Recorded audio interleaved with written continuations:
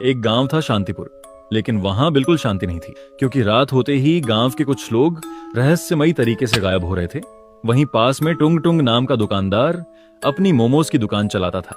वो देखने में बहुत सीधा और शरीफ लगता था, लेकिन गांव वाले बोलते हैं ये अजीब है, क्योंकि रात होते ही टुंग टुंग गांव में नहीं मिलता। एक दिन गांव का एक आदमी टुंग टुंग का पीछा करने की सोचता है।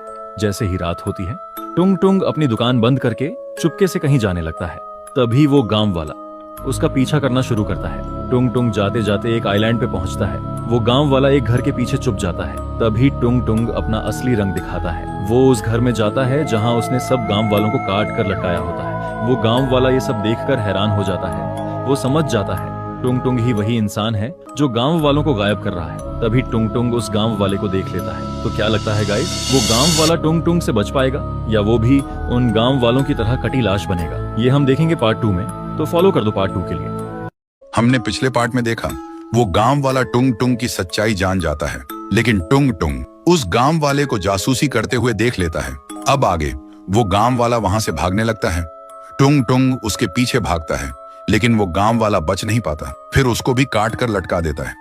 अगली सुबह सब एक दूसरे से बात कर रहे थे। आज फिर एक गांव वाला गायब हो गया। वहीं एक गांव वाला उनकी बात सुनता है और समझ जाता है टुंग टुंग ही वही इंसान है जो सबको गायब कर रहा है।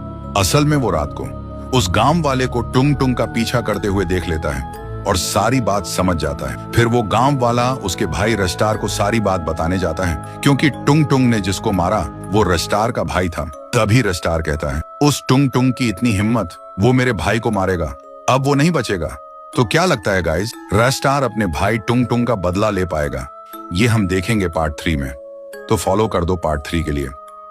तो हमने पिछले पार्ट में देखा टुंग टुंग रेस्टार के भाई को मार देता है, लेकिन रेस्टार को सब पता चल जाता है। अब आगे रेस्टार बहुत गुस्से में टुंग टुंग को मारने जाता है, लेकिन रास्ते में एक तांत्रिक रेस्टार को रोककर बोलता है, तुम ऐसे टुंग टुंग से नहीं लड़ सकते, तुम्हें कुछ जादुई शक्तियां चाहिए होंगी, क्योंकि टुंग टुंग इतने लोगों की बलि देकर बहुत शक्तिशाली हो गया है। तभी रेस्टार कहता है, वो शक्तियां मुझे कैसे मिलेंगी? तांत्रिक कहता है, तुम्हें एक पेड़ के सामने एक खुफिया मंत्र पढ़ना होगा। तभी तांत्रिक उसको मंत्र और उसका पता बताता है और कहता है, लेकिन तुम्हें वो पेड़ रात में ही मिलेगा।